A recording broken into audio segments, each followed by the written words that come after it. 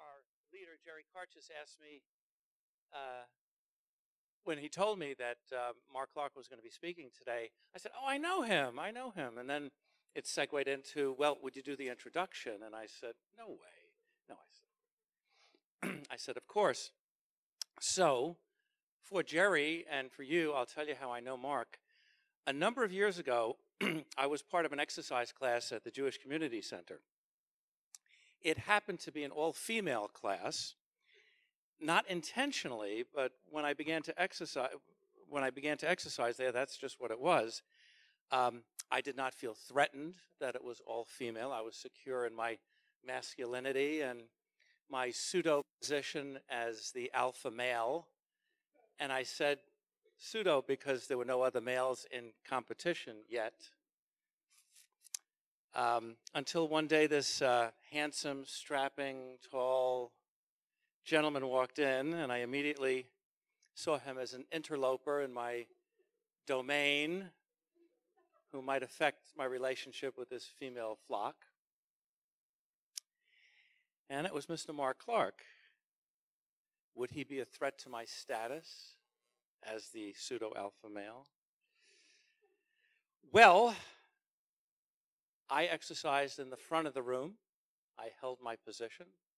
Mark wisely chose a spot on the other side of the room in the back to exercise, and I never felt threatened for years. And we actually became friends, and that's how I know Mark. But now to the important thing.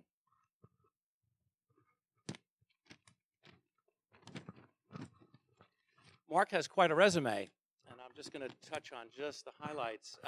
He is currently president and chief executive officer of the Pima Council on Aging, and it's a position he's held since 2014.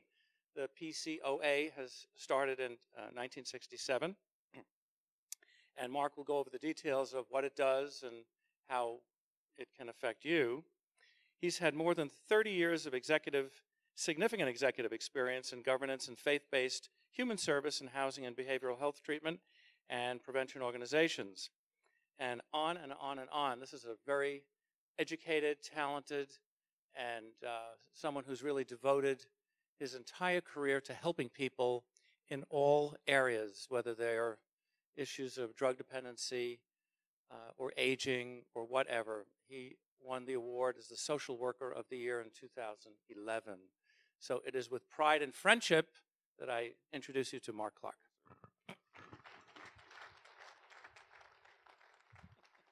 So I've heard now 3 different things people suggested that I might talk on.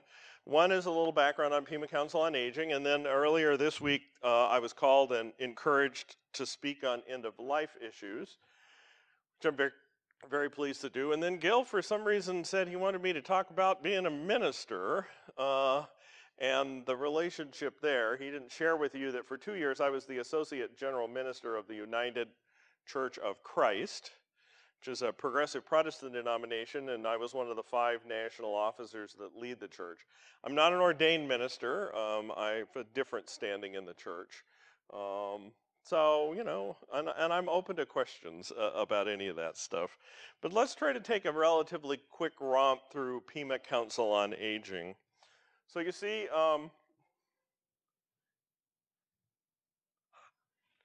so as the Area Agency on Aging, which is what Pima Council on Aging is, while we've been around since 1967, we were designated the Area Agency on Aging, I think, in 1973. Those are entities which were created by what's called the Older Americans Act, which was signed into law by President Johnson in 1967.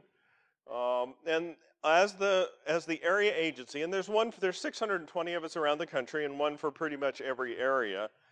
We have responsibilities for advocacy, for planning, coordination, service development, system administration, monitoring, and being a service provider. Many of you heard of PCOA? A few of you out there?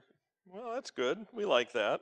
By the way, I need to acknowledge my colleague, the renowned Arizona Daily Star columnist and blogger, Adina Wingate, back in the back of the room there. Adina also does all of our marketing and communications work, and she graciously agreed to attend. So she knows this stuff better to some degree than I do. So as the advocate, we're responsible for representing the interests of older persons to elected officials and policymakers. It's kind of unusual in the nonprofit world that we're designated by we're actually told by the federal government that we need to do advocacy work. We look at local policies and procedures. We're beginning to work with the county around land use code issues. We were active in their general plan development. We've done that sort of stuff. We communicate advocacy information about what's going on at the legislature and local matters, and do a variety of those sorts of things.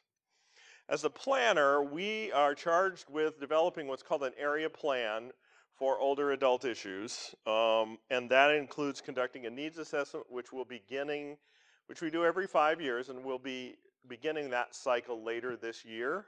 It's a broad-based needs assessment. We got input from over 3,000 people, I think 12 community forums, 2,500 or more completed surveys, both paper and pencil, and online surveys. And then we use that information then to drive our service delivery work for the subsequent period. So we're just in the process of beginning that. And then, as I said, we work with the city and the county, with the city of Tucson, other municipal jurisdictions, and Pima County on issues on land use and building planning issues as well. So just so you can get a sense of the population here, in 2000, the 2000 census said the population of the county was 844,000 people. And in 2010, 980,000, which was a 16% increase. So as the area agency, our population starts at 60, the older adult portion of our work. We also work with younger people. But you see that population increased 37% during that same 10-year cycle. And so substantially larger increase than the general population increase. So Pima County actually is getting older. I'll figure out where I'm supposed to be pushing here in a minute. The one that I think is most fascinating is a 52% increase in the number of individuals in our community who are over 85 years of age.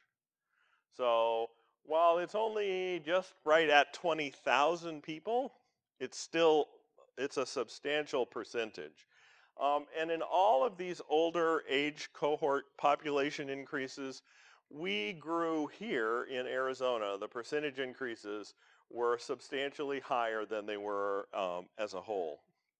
You know, people tend to think of Pima County as Southern Arizona as an older community. We have Green Valley, we have Rancho Vistoso, we have a number of 50-plus communities, but in reality, we're only a couple of percentage points higher in terms of our older adult population than the state as a whole.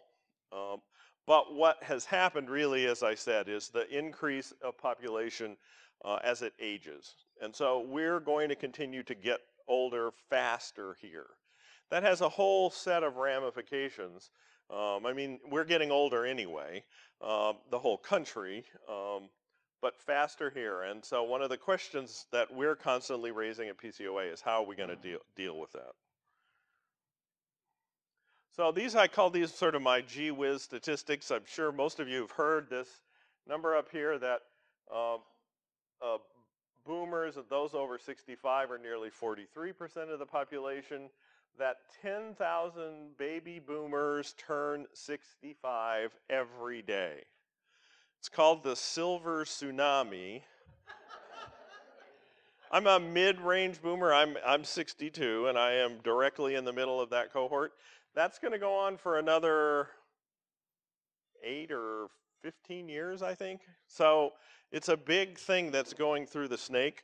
You know, that snake eats something and it expands and goes through. We don't really know.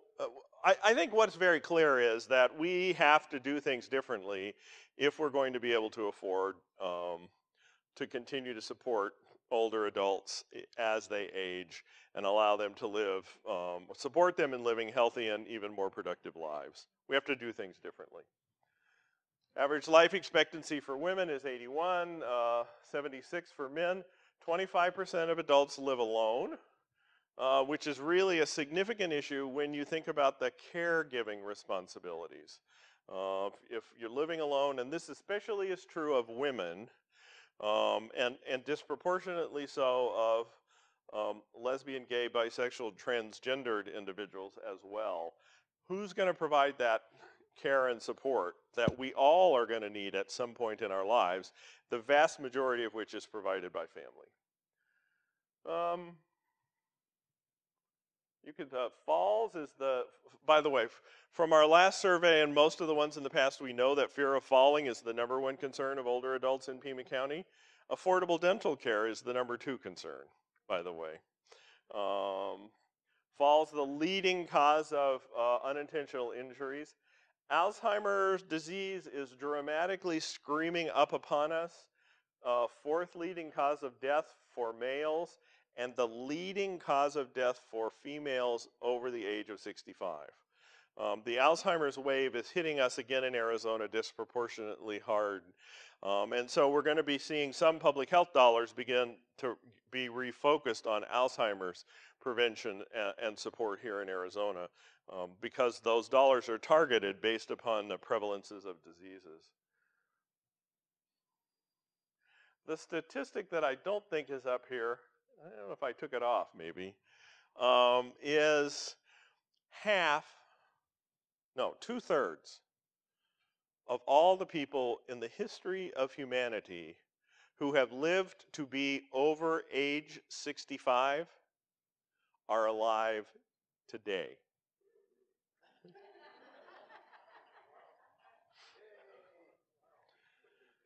It's actually a statistic. When I heard somebody say it at a conference last spring, it really kind of whacked me. You know, we really don't have any long history of social institutional response to supporting or dealing with older adults in positive ways. And the numbers are just increasing significantly, and they will continue to increase. So let's go on a little more. So we're the coordinator of those Older Americans Act funds I mentioned to you. We're responsible for seeing that funds, the use of those funds is not duplicative. We work with providers in geographic areas. We also are responsible for something called the Aging and Disabilities Resource Consortium, which means now we work with younger physically disabled adults in addition to our historic work with those over 60. We develop partnerships and cooperative alliances like the Behavioral Health and Aging Council, the Caregiver Consortium in the community. We have a Falls Prevention Coalition we've restarted, something called the Neighbors Care Alliance, Elder Alliance, which is a big cross-agency planning group that the United Way and PCOA have taken responsibility. Work with this thing, which is the acronym of which is SAFE, which is about financial fraud and exploitation. Do a lot of that sort of work. We manage about a little more than half of the money that we get from the Older Americans Act for services, we actually subcontract out. So we subcontract. We have about a $12 million operation. About 8 of that comes through the Older Americans Act, and we subcontract out those services, $5 million of those, to 24 agencies, both commercial agencies and nonprofits, to provide things like Meals on Wheels, congregate meal services, in-home attendant care, and services designed to keep people in home repair, a lot of those sort of services we subcontract out. And then we also get funding from DES, from the United Way, from the city of Tucson, Pima County. We used to get money from the Community Partnership of Southern Arizona when they were the Regional Behavioral Health Authority, and a whole variety of other sources. So as I said, we serve people over the 60 years of age and older. Those services are targeted at individuals who are at the greatest economic and social need. Family caregivers, we provide a pretty significant amount of work for those who are taking care of older adults, family members, and we write that term family very large. So what I would refer to as families of origin or families of choice. Older adults, younger adults with disabilities, those sorts of things. We also provide a substantial amount of work around Medicare information. During the open enrollment season that concluded in early December, we saw and interacted with 2,000 individuals who had questions about their Medicare coverage and changes. That's a list of services which I'm not going to read that we subcontract for. And you can see it's pretty exhaustive.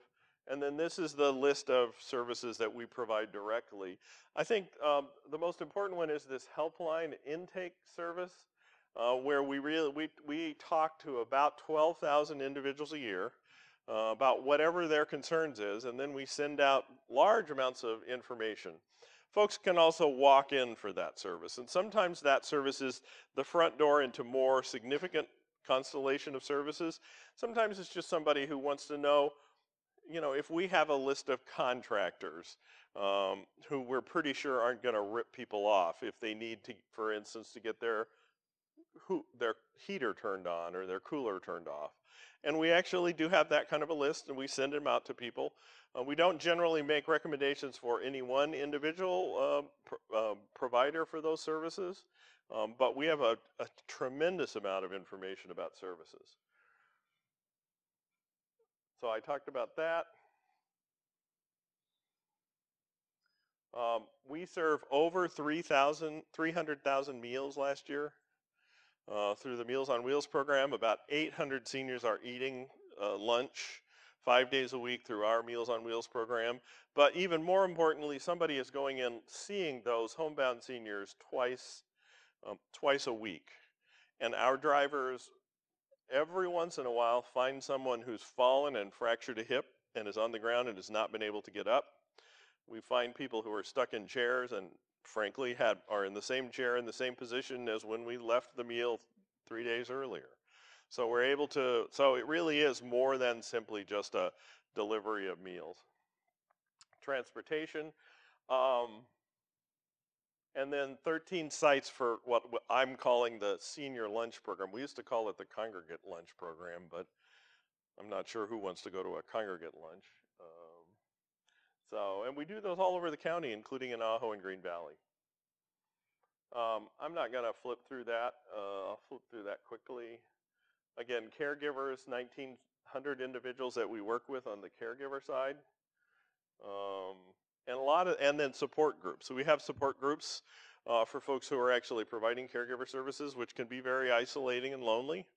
And so we've got 10 or 12 of those groups around the county, I think. Does that sound right, Adina? And then we're doing increasingly, I talked about how we have to do things differently if we're going to financially survive this issue. One of those things is keeping people healthy longer. So we offer a whole series of evidence-based healthy living classes. A Matter of Balance is one of the best falls prevention classes in the country.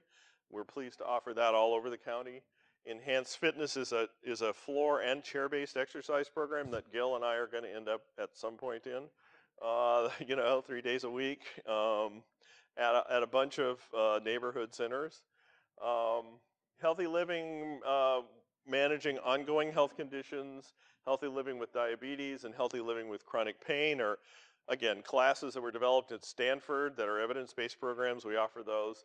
And then our Catch Healthy Habits is a program where adults over 50 work with kindergarten to 5th graders to teach them about healthy snacks and about healthy non-competitive exercise. So we're always looking for volunteers for that. You may have heard about that if you listen to KUAT. We've been doing a little bit of underwriting, advertising, looking for those volunteers right now.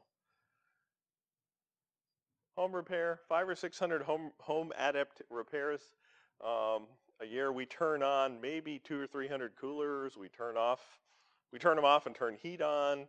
Southwest Gas gives us 12 water heaters a year we install. We work with CHARPA, Community Housing Repair Program of Arizona. They do most of that work, but we also work with a number of just plumbers and heating and cooling folks who are able to go out and help with that. So a key piece of that also is what we call the home adaptations or modifications, where somebody needs a somebody needs a ramp so they can get in their front door. You know, there's a huge percentage of the housing stock in the city of Tucson is over 30 years old.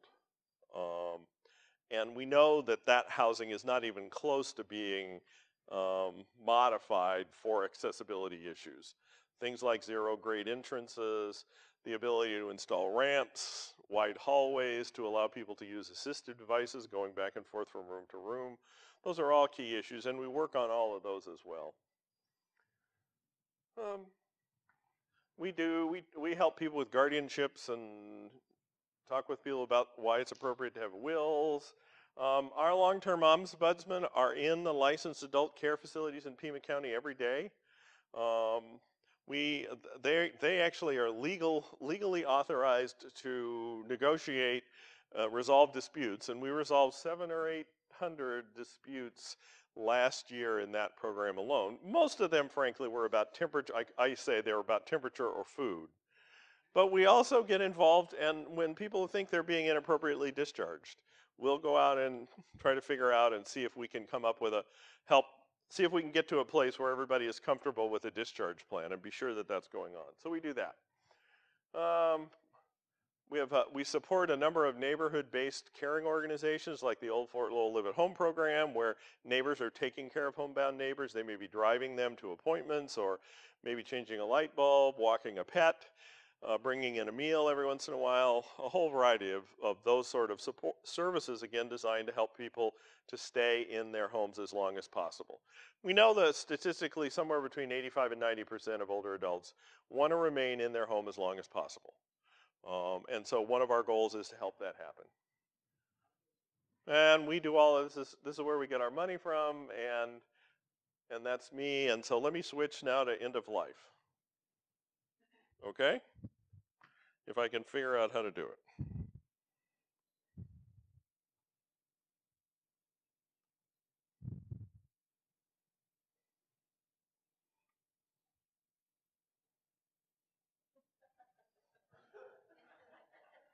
So the rest of my talk, which is going to have to be brief, I'll try to boil down 108 slides into less than 3 minutes. It's going to fly. Is really about end of life planning. PCOA is a recipient of funds from the United Way, through the United Way, from the Sharon Kent Endowment of the Community Foundation of Southern Arizona. We've been working for 2 years now, and we've put together a coalition looking at end-of-life care planning. This year, our goal is, we have a daunting goal. We agreed that we would try to make sure that about 400 or 500 individuals actually completed an end-of-life care plan and told us about it so we can report. So as we go through this, if you don't have, how many of you have got life care plans with paperwork filed and completed? Yeah, okay, so it's all of you almost. Well, do me a favor, go out and change something and then send us an email and say you did something.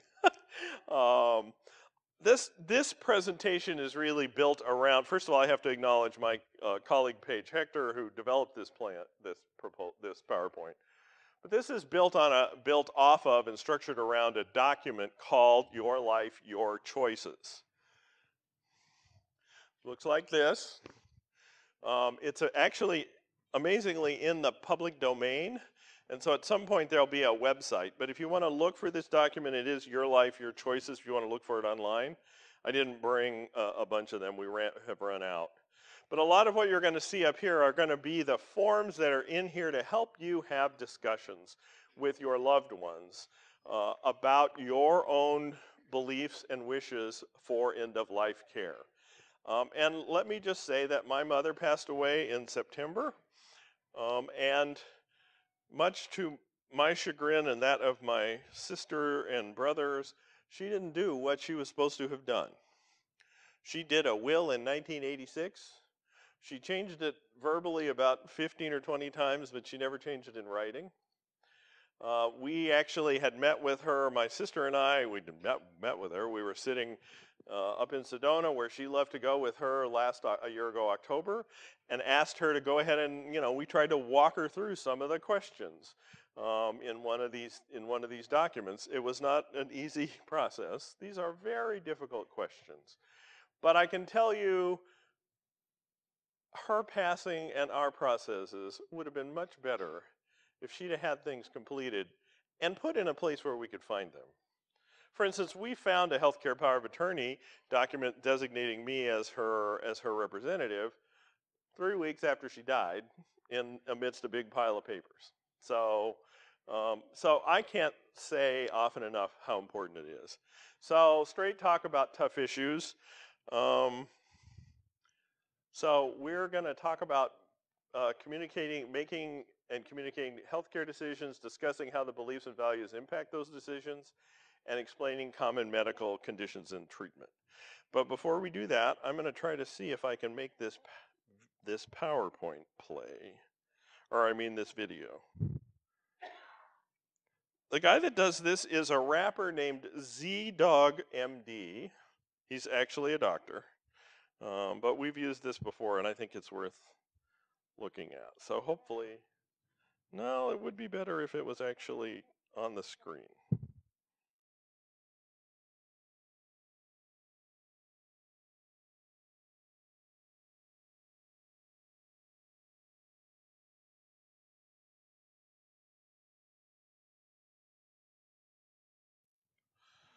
So one of the reasons that we're using that video is really to try to get younger people to think about the issue.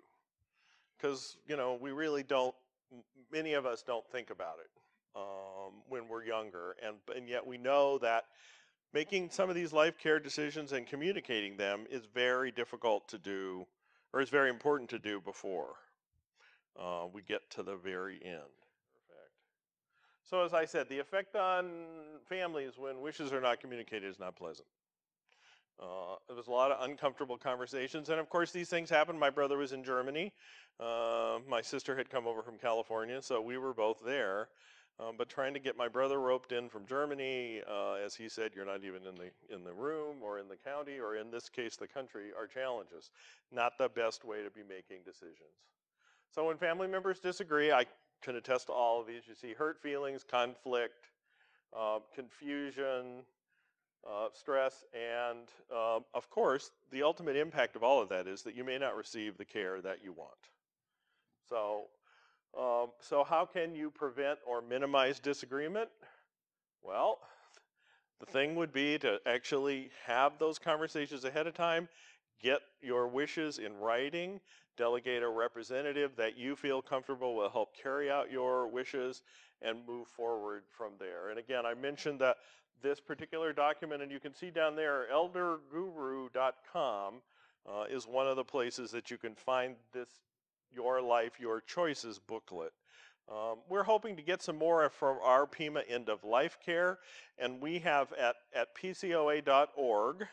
If you go to the resources tab, you will see End of Life Coalition, and resources are there as well.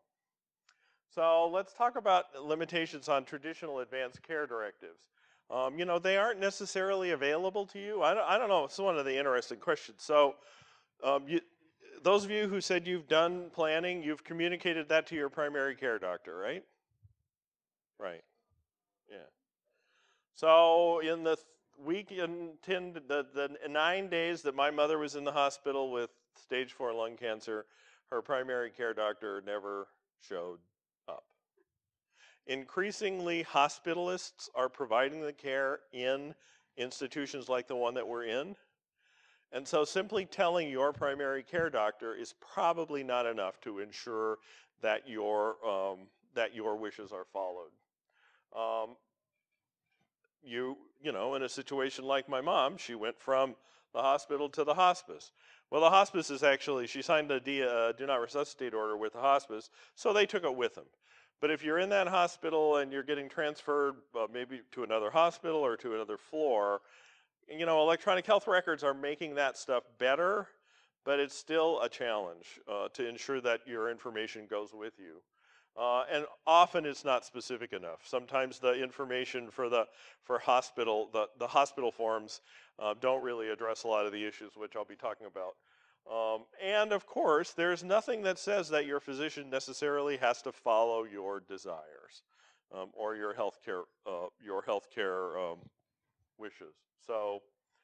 Um, so when should we discuss stuff? When we're really sick and almost dying and having trouble communicating, like we were having those conversations with my mother. Maybe better when we're healthy, when we're young, even when we're old. But I would say earlier the better. And revisions are okay. You know, I mentioned earlier, make a change and so we can take credit for you. Of course you can change things, and things are going to change as you age and as your health conditions change. And so it's not a problem to change things. None of this stuff is written in stone. So another piece in this book, they talk about choosing the right person to be your healthcare representative. It's very important that you have somebody who can be your voice when you can't communicate your wishes.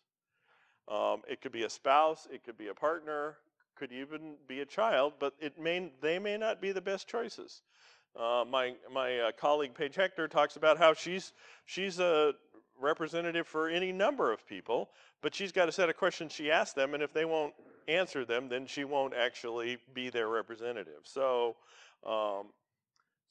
choose the right person, and some of the documents, especially Your Life, Your Choices, ask that question.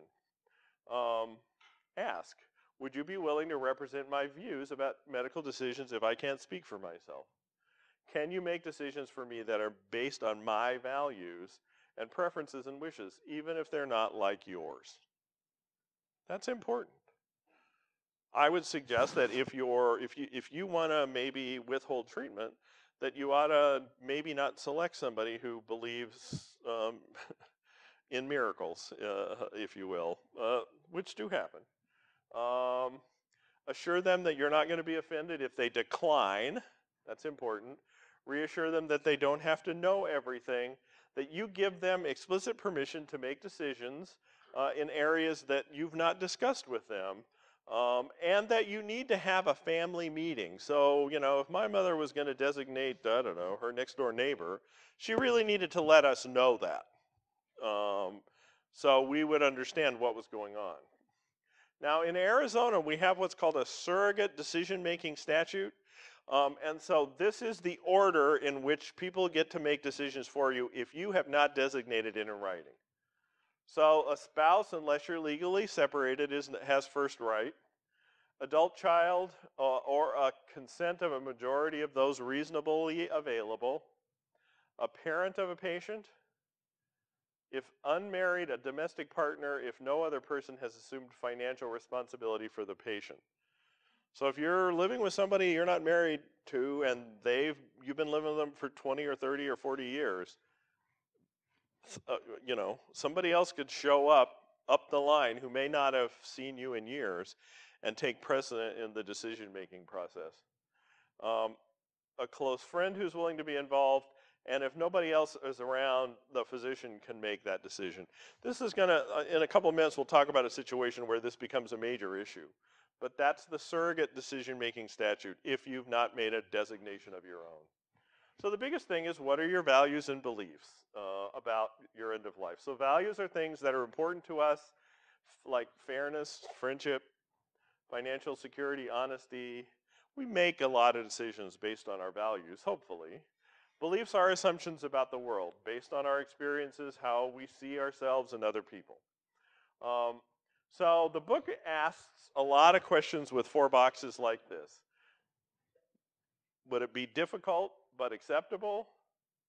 It's worth living but just barely. It's not worth living and I can't answer now. So what does it mean to say that it's not worth living? Does that mean you'd rather die than be kept alive?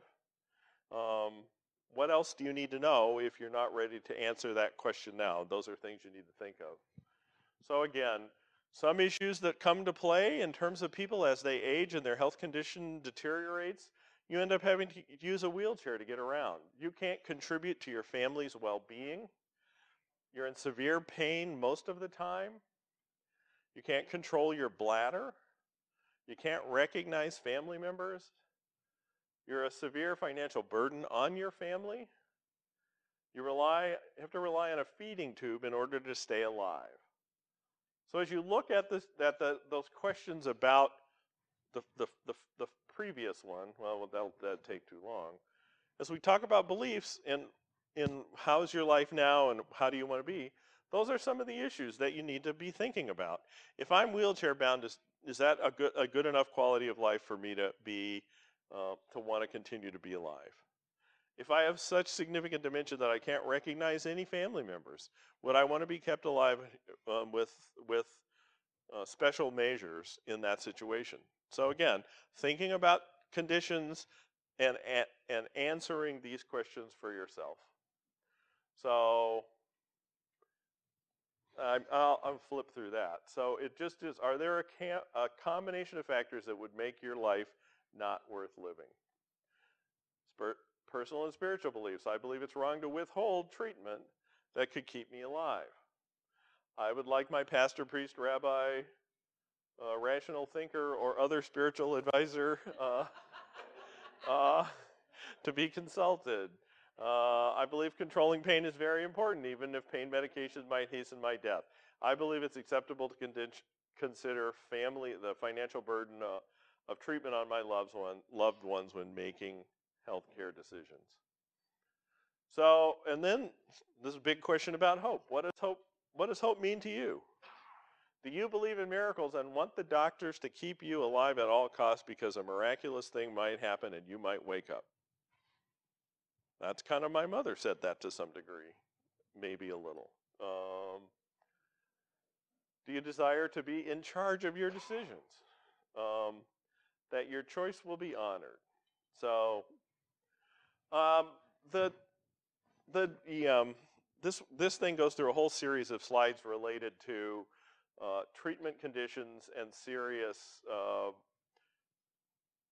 the outcome of some life-sustaining measures. And I have to see, I think I may end up flying through these pretty fast. So the doctors are recommending treatment for your illness, but treatment's very severe pain, nausea, vomiting, side effects, weakness that could last 2 or 3 months. I know a number of people who've been through radiation and chemotherapy for serious cancer, and I have a family member who is miraculously still alive 4 years after having a pancreatic tumor, but she's not sure that the quality of life she has today was worth what she had to go through, for treatment. I would be willing to endure those side effects. The response, over 80% say yes. So my last days are not important to me is another question. The page numbers are the pages out of the book.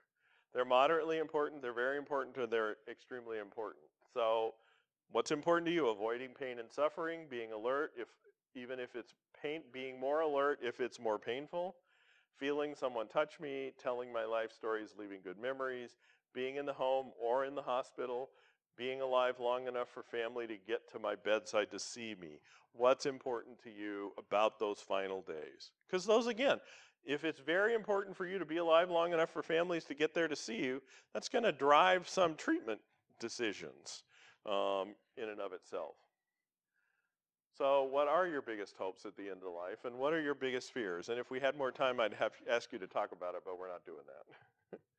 So words have meanings, do everything possible, pull the plug. Comfort is most important, stop the breathing machine, I don't want to be a vegetable, are all words that mean something to us. Dementia, as you're probably aware, I mentioned that the rise in Alzheimer's. Dementia, loss of memory and mental functions, increasingly large numbers of folks. It's progressive, at this point irreversible, and worsens over time. So that's dementia. That's one condition that many of us are going to face. Coma is a state of unconsciousness with little or no movement or response to stimulation. Can be illness, injury, drug overdoses. After 3 to 4 weeks of being in a persistent vegetative state, total care usually includes a feeding tube, and if someone comes out of a coma, they often have permanent brain injury. Strokes, blockage or burst of a blood vessel, So the number one cause of disabilities and the third cause of death. You may have some idea of what the symptoms are, and the chances of having another stroke after you've had one are higher. Terminal illnesses are illnesses that can't be cured. Prognoses vary, but usually it's accepted that a person's going to die within 6 months. And the treatment response, or the responses, shift to palliative care and palliative medicine and comfort care. So if you have information, what do you do with the information, and would it change your plan? Paige put some slides together, talks about antibiotics, which of course most all of us are used to those things. They're strong medicines, but they can also do less good when they're used indiscriminately. They kill bacteria, but increasingly bacteria are becoming resistant to them, and she's got a couple up there. And we're seeing more bacteria that are resistant to everything. Kidney dialysis, another issue that I think comes to play in a lot of this decision making. It's a process of circulating blood out of the body to have waste products removed because kidneys have failed. Pros, it does relieve a number of symptoms. It buys time if you're waiting for a kidney transplant, but you're in a dialysis center 12 hours a day, I think, like 3 or 4 times a week? So it's a lot of time, and it isn't going to take care of all the symptoms, and you're still probably going to feel poorly, and you're more prone to infections, and treatment's difficult. CPR, this is an interesting one. So chest compressions to stimulate the heart, cardiac compression, that's the poking, intubation, artificial ventilation, defibrillation to stop your heart from quivering, and advanced cardiac life support drugs are all part of cardiopulmonary resuscitation. Paige says that the original intention for CPR was for electrocution, drowning, and surgical anesthesia problems. Gets used in a lot more situations than that at this point. Of course, you know, she has this great slide. So if you watched episodes of ER and Chicago Hope and Rescue 911, you see that 65% of the stuff occurred in teens. They saw 60 occurrences of CPR with a 65% survival rate in ER and Chicago Hope and 100% in Rescue 911.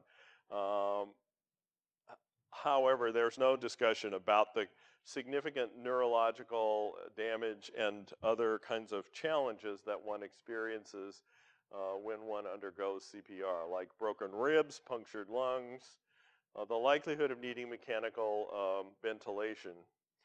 So, but we still think about CPR as everybody gets CPR. Plus, you're going to end up, if you do CPR, you're going to end up in an intensive care unit. So, many people sign do not resuscitate paperwork. There's the famous orange card.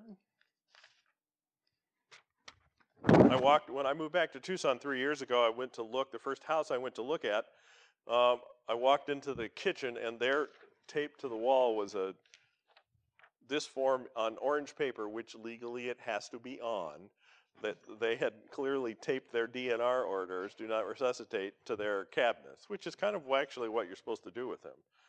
So these forms are available. If you don't want to be resuscitated, this is the best way to communicate that, and hopefully folks will follow your directions. But again, they've got to be on orange paper, and they need to be visible to emergency medicine personnel.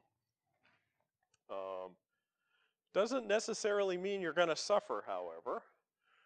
Intensive comfort treatment is maybe a better way of talking rather than saying comfort measures only. Allow a natural death is the phrase that I'm hearing more than do not resuscitate. And focus on what can be anticipated and what can be done rather than what's going on. So, in terms of ventilation, you end up with a tube, you can't talk, mostly painless but uncomfortable, you can't eat, you become restricted, and you need to be suctioned. Feeding tubes, great issue. So there's two kinds of feeding tubes. There's what's called a nasal gastric tube, which is that one, goes in your nose. And then there's these PEG tubes or G tubes, which go directly into your abdomen, into your stomach. They were, originally designed for short-term temporary usage, but the use of nutrition has become much more widespread. She says, it's true, food has a heavy symbolic load for me and my family, gathering around the table, having the big family meeting, all of that stuff. And this question about what to do with nutrition is a difficult one. Aspiration's likely with feeding tubes. People are not going to gain weight. It's not going to deal with pressure ulcers and other things. May not improve comfort, may decrease comfort.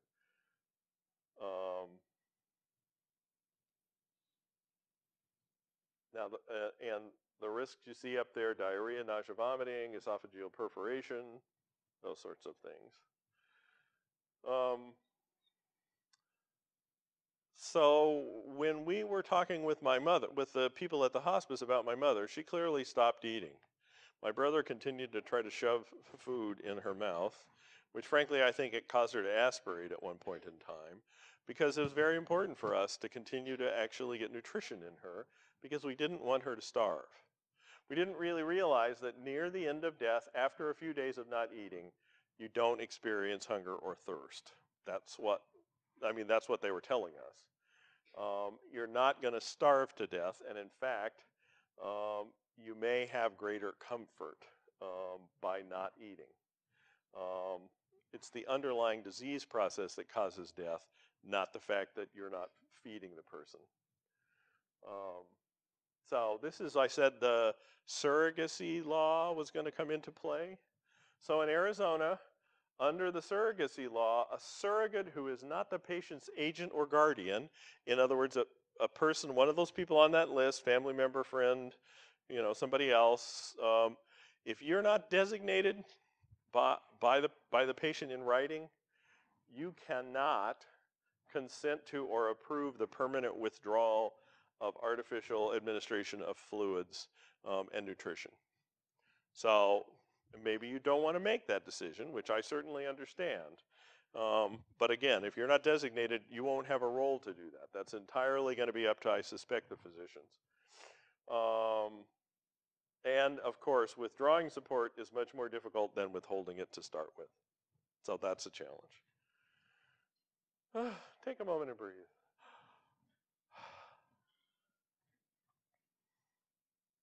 So how am I on time? I suspect I may be over. Am I over? Do I have a few more minutes? Okay. So again, these are the kind of questions that you see in your life, your choices. My life is right just now. My life is now, but it's right now, but it's difficult, but acceptable. My life right now is worth living, but just barely. My life is not worth living. So as you look through this document, in a number of situations, it gives you these choices, and then it asks you it gives you sort of a grid to fill out. I would want antibiotics. I don't want to be on dialysis for the rest of my life. So it allows you, and of course in the bottom, it doesn't give you a choice to not get comfort care. They check that and it's always there. But again, the document, Your Life, Your Choices, is not a document that you could send to the Secretary of State's or give to your attorney or your physician in the form of directives. It's a tool that allows you, by going through these kind of exercises, to make decisions and to articulate your desires, which then will drive what you say in the formal documents that you may complete. Comfort care is relief of pain and suffering. It's medication to control pain, nausea, fatigue, and shortness of breath. Keeps your body clean, dry, and comfortable. Sometimes can include antibiotics, chemotherapy, or even surgery. So, My mother had, as I said earlier, had lung cancer, even though she'd done a DNR. They were actually draining, she was getting big fluid built up in her lungs. They were draining her lungs every couple of days to withdraw some of that fluid because it allowed her to breathe more easily. And that was a palliative measure. So, dementia, we talked a little bit about. Again, life like this would be difficult, but acceptable, barely worth living, not worth living. So you can look at that. These are all intended to be conversation starters. I know it's difficult, but I would like to talk to you about something that's really important to me. I care about you and want to tell you some things that I hope would make it easier for you if I couldn't make decisions myself. It's okay for you to feel uncomfortable with this topic, but please just listen to me right now. Those are all the kind of things that you would want to say to somebody as you start this conversation. I tried to say some of that stuff, and my sister tried to say some of that stuff backwards to my mother. It was just very confusing because we didn't actually have this tool to work with, and so she was kind of all over the place. But again, getting this stuff ahead of time is important. So what if things don't go as we hope they will? What are the possibilities? So you get into this A or B kind of piece. What if I end up on dialysis short term? I know you didn't want, those sort of issues. Provides you as the person needing to, whose decisions these are impacting, with an opportunity to exercise more control over your life. Finish sentences like, what matters to me at the end of life is, and whatever that is. It's about figuring out how you want to live near the end, not about dying. Some of you may know Ellen Goodman. Familiar with Ellen? A few of you familiar with Ellen Goodman, a journalist. She has this conversation project going on, which is about another tool out there for making decisions and thinking about stuff. So, as I said, the workbook is a foundation about a choice of spokesman and why, your beliefs about what make worth living, health conditions and how you may feel about being kept alive in certain situations, life-sustaining treatments, your vision for a meaningful death, and then issues related to organ or anatomical donations and funeral arrangements, and where your directives will be kept. We've talked about that again. So the question about whether physicians have to honor advance directives, yes, they must, unless they don't. There's legislation that's been introduced, I think, in the legislature a couple of sessions now called a POLST, P-O-L. Anybody know about POLST in here? Oh, I was sure there'd be a pollster or two in here. It's a more enforceable, makes resuscitate orders more enforceable than they sort of are now. Like you said, it's got to be on orange paper, got to be prominently posted. Doesn't make a difference if you already gave it to your physician. So asking your doctor, can I count on you to respect my wishes and contact my spokesman even if I'm unable to speak for myself? And of course, if you ask that question of your physician and your physician says no, you might want to think about maybe getting a different physician.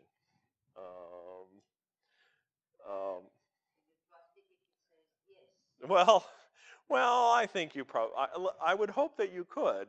But again, the difficulty is, so my doctor is a Carondelet Health Network doctor. I don't go to Carondelet hospitals. So he may have my advance directive in my electronic medical record, but if I go to the TMCED and end up admitted, it might be a week before that information gets to him. And so because of the way medicine has changed with this use of hospitalists and intensivists, doctors who actually provide care in the hospital. I mean, when my mother was in Good Samaritan, she had a hospitalist internist who was managing her care. She had a hospitalist pulmonologist. She had she kept seeing she saw a surgeon a couple of times, and then she saw chemo doctors, none of whom she had ever seen before she ended up in that room. And her primary care doctor from Cigna never darkened the door of her hospital room. And I don't say that in a blaming way. That just is kind of the way it is. And so there are other ways, and I think we'll get to them in a minute. All right, so this is a good thing. So there are medical or healthcare powers of attorney. That is different than a power of attorney over financial matters. You understand that? Sometimes I think these are called durable powers of attorney, and the lawyers tell me that that's a term that actually doesn't mean anything legally in Arizona. Medical or healthcare power of attorney is the issue. Then there are living wills. There's something we have in Arizona which doesn't exist in a number of other states called a mental health care power of attorney. Anybody know about that? So mental health care power of attorney, as I said, it's kind of an anomaly here in Arizona. Essentially, what it says is that I could give my spouse permission, basically to have me admitted to a psychiatric hospital if I was delusional as a result of certain medical conditions, and that once that happened, I could not revoke her power over me. Because all the other powers of attorney are revocable. The healthcare one is not revocable until you complete that course of treatment.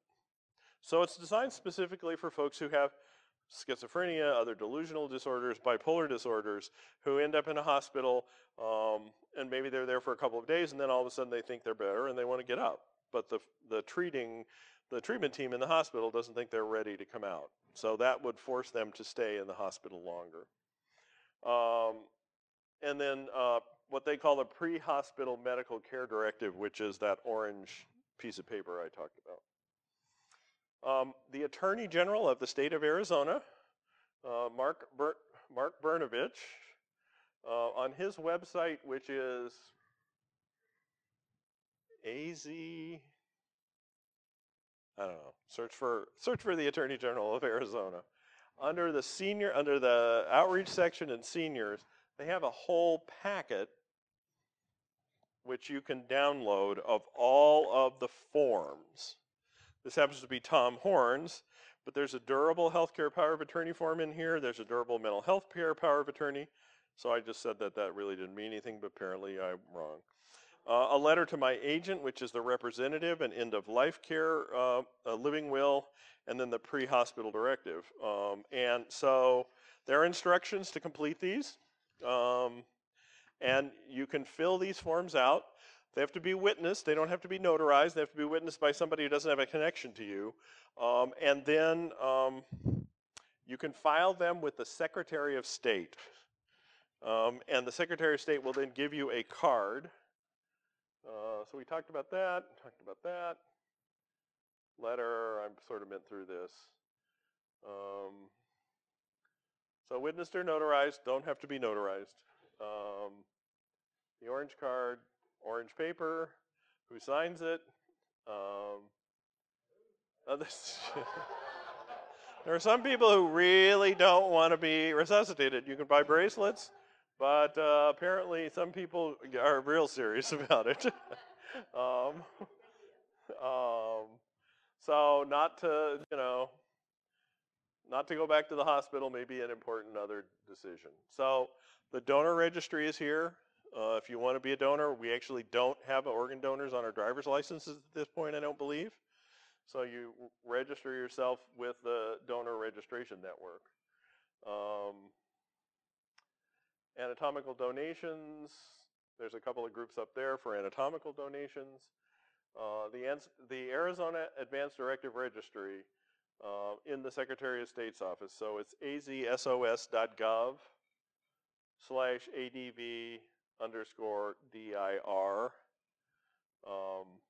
Fill it out, send it up there, and they will then send you a card that looks like this with your username and your password on there that you could actually hand to a healthcare professional. They should be able to enter it, and then those documents could come up.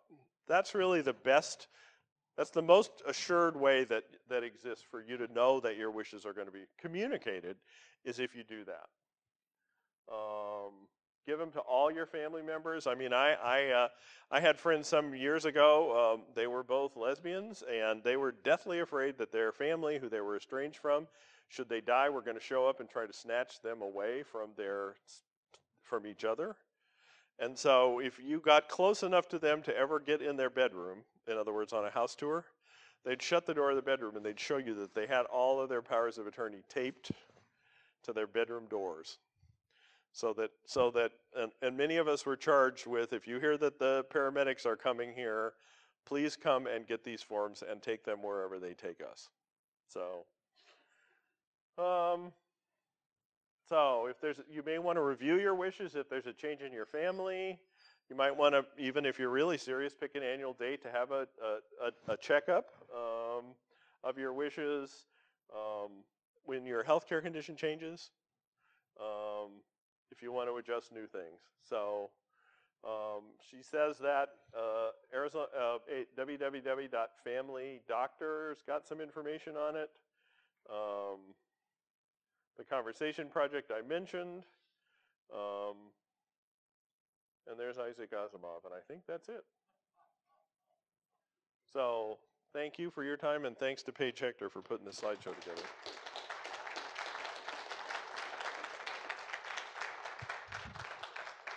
So is that helpful? Questions? I presume that if we get concerned about these things, we can go to the Pima Council on Aging and get hand-guided through a lot of these questions and discussions. And we do have advocates that can help you do that. We also have this End of Life Care Coalition, and at some point in time in the next 6 months, I hope, we may have a website that is pimaendoflife.org. I bought that domain on Thursday, and we'll have a website up for people that want to do that. At the beginning, you were talking about the organization. Mm-hmm. What's the name of it? Then suddenly you switch to end of life and, yes. and these things. And I'm left like nowhere. I don't know. You mentioned certain things. Just for example, you mentioned that you do things. You didn't tell us what you do there. Like more affordable dental treatment, home repairs, food on wheels, mm-hmm. whatever. I have no idea what you do in this. For instance, I just got from a dentist after I paid $300 for consultation. Mm-hmm. He gave me in writing the treatment that he offers is $33,000. Mm-hmm. And if I cancel any appointment without a 2 business day notice, it's $1,000 non-refundable. I think that something is not reasonable there. What do you do, for instance, what do I do if I am an elderly person and suddenly my heat doesn't work or my air conditioning, and what is your participation in right. it? What do you do with all this? About the subject that you talked later, we talked about it a lot. Everybody talks about it. Oh, okay. But about this thing, that you're still alive and nobody is around you and catering to mm-hmm. you and all this, you said that you do things. What do you do? How do I do to get something from you? Well, you've got the newspaper right in front of you, which describes quite a bit of what we do. We have a website, if you use the internet, which provides that information. In terms of a situation like dental, certainly, actually, affordable dental care is a huge problem in this community that there's very little resources for, and frankly, we don't have any money at PCOA to pay for dental care. We refer people to St. Elizabeth's of Hungary Clinic or El Rio Community Health Center that has a very small dental practice. And then we're advocating and working with the Dental Association and the community to try to see if we can come up with other responses. But, I mean, you might want to think about a different dentist healthcare professionals now seem increasingly that they are charging for missed appointments, even though when they leave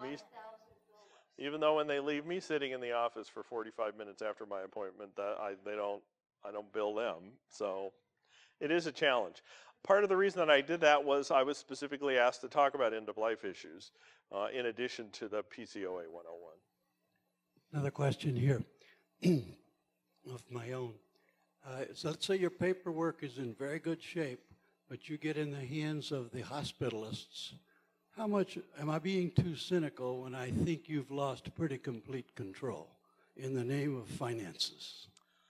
You know, I honestly, I think it depends on who you're talking to and about.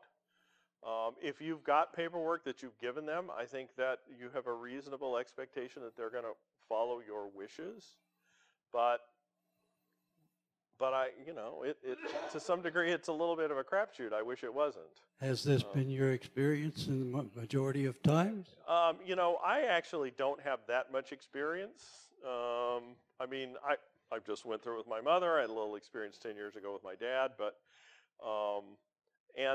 this is, I've only been in the aging business for 2 years, honestly. I worked in behavioral health before that. And so I'm learning more about this stuff. I think if you don't have any paperwork, you don't have any place to start. And that's a challenge. No, my assumption was that the paperwork is in good shape. Right. But you said my physician cannot get into the hospital Right. to take over from the hospitalists. And this leaves me very uncomfortable that I really don't have control. Well, I think you need to take, that's why I think it's important to be sure that your paperwork goes with you. Okay, thank you. It sounds very frustrating to me. Right.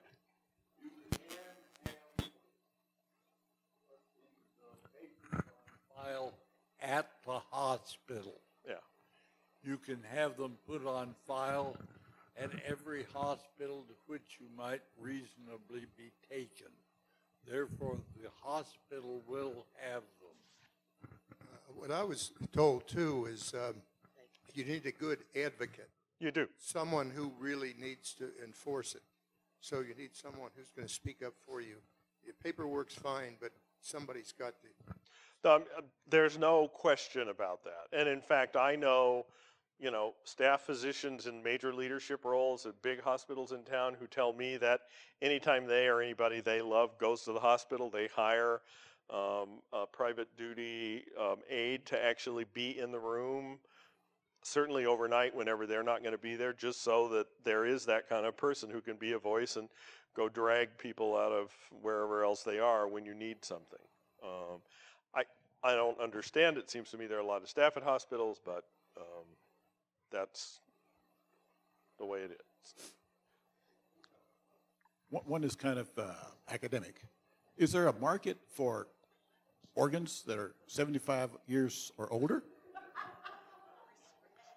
I'm not an expert in the marketing and sale of organs, but I am under the impression that, in fact, there are some things, some tissue and body parts that are, in fact, useful for medical research in older adults. And the second question is, I noticed that in all of your services, there's no mention of euthanasia. Is there any? Yeah, no, we don't do that. How do we fit that into our society? We call final exit. Yeah, we're agnostic about that. Some of our leadership was very uncomfortable when we even began to talk about end-of-life care issues. So,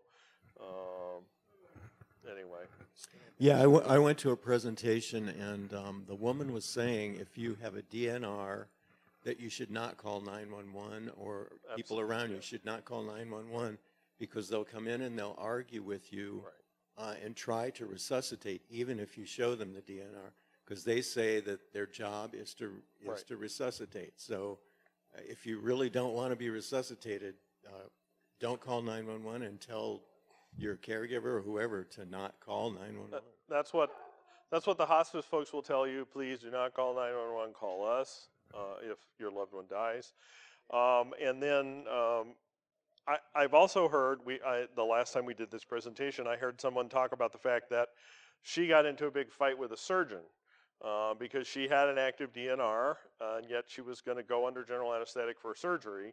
And the surgeon basically said that your DNR is suspended when you go into surgery. that we're going to resuscitate you because that's what we do. So whether it's right or not, that's just, I think there are some of those situations where the systems are structured in such a way to do something else. Well, you know, I mean, it was interesting, again, with my mom to watch once she signed the DNR, the hospital staff disappeared out of her room. I mean, they just didn't do anything with her, so, which was a little bit frustrating. So who's next, you or you? You. Yeah, I looked at my end-of-life forms, and I had used the Attorney General's form, but I had done them 10 years ago. I looked at them again this past fall and thought maybe I'd have to change them because they changed their forms. But at the bottom, it says that any form that had been previously approved will still be honored. Has there been any change in that? Not that I'm aware of. I believe the information is in them. They changed, you know, when Tom Horn left and Mark Brnovich became the Attorney General, they changed all the forms to put Mark Brnovich's name on them. So, but I'm sure, no, I'm not aware of any changes. So, except if you wanted to change them, then you would send an email to my colleague Edie Goetz, EGOETZ, at PCOA.org. So then we would be able to count you as one of our 400 forms completed. This is very important to us. I hate to say it. Metrics are important. Yes. Long-term care facilities, the ombudsman, do they have the power to shut down a facility? No. No. What laws or registration laws can we access if we feel the home is not doing due diligence and or illegally not providing care? If it's a licensed adult care home, It has to be licensed, I hope. well, there are some unlicensed facilities in the community, small homes, but Licensed. They are licensed by the Arizona Department of Health Services, Bureau of Assurance and Licensure, I think. So our staff work closely with the licensure folks. And so if our staff go in and see things that they believe violates the licensure standards, then they call the Department of Health Services licensed investigators down here in Tucson, and then they go out and look. They're the folks who actually have the ability to enforce cease and desist orders. Do they have the ability to go in and test that just by surprise? I believe that, yes, we have the ability to appear anywhere. And of course, if you've got a family member that you think is being mistreated in a home, or somebody you know, you can always make a report to us and they'll go out and look. 790, yeah. Through PCOA, you just call and say you want to speak to an ombudsman and they'll probably put you, because they're out in the field, you'll probably get a voicemail and then they'll call you back and try to figure out. Like I said, a lot of what we do ends up being negotiations about, I want, you know, you say I have to go home tomorrow, I don't have a potty chair, you've not visited my home, I don't think my ramps work. That's when we go in, and I think we do have the ability to interrupt discharges over that sort of stuff.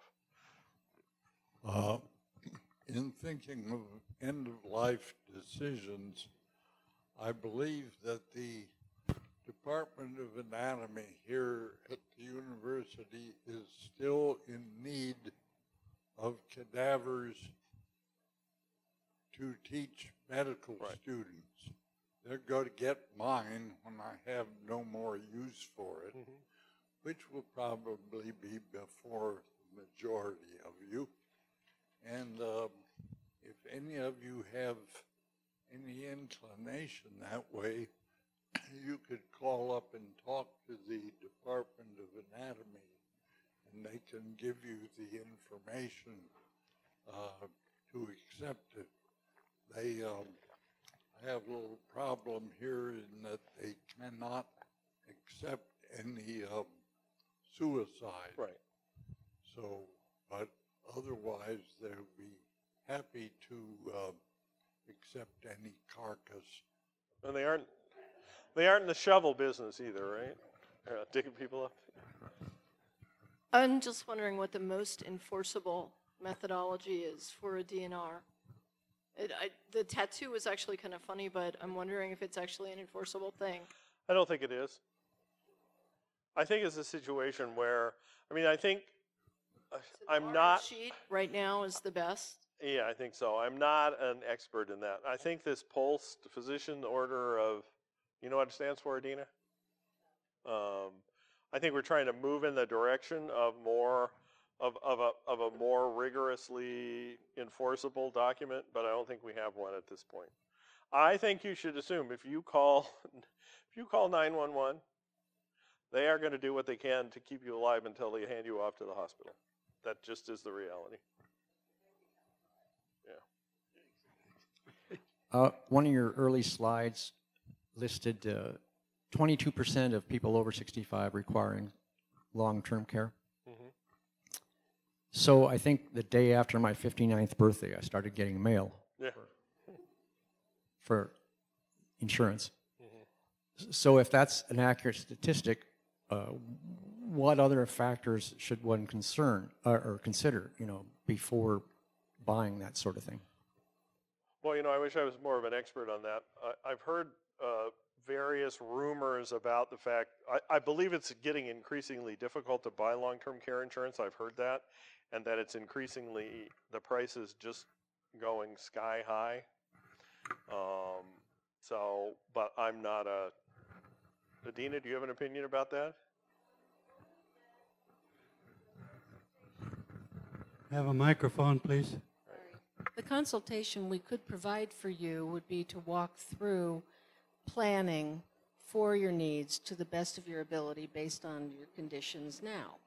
And we actually do that through a program called Partners in Planning.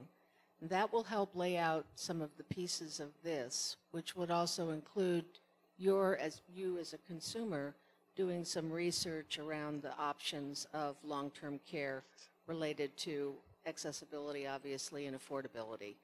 But there are other ways that our family caregiver specialists in particular can guide you to other information that could fill in for that. And at least you would come away with costs related to the different kinds of independent services that you could put together.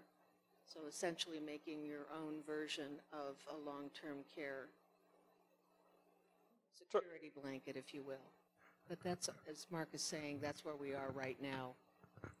So we do have a fee-based program called Partners in Planning, where an advocate will meet with a couple in their home or in the office for a couple of hours, I think, walk through a whole, some other places call it option counseling, but identify the major issues and help people think through that. So we do that. Looks like nobody else. Any other questions? Let's thank Mark again for an excellent presentation. So there will be a program at 1 o'clock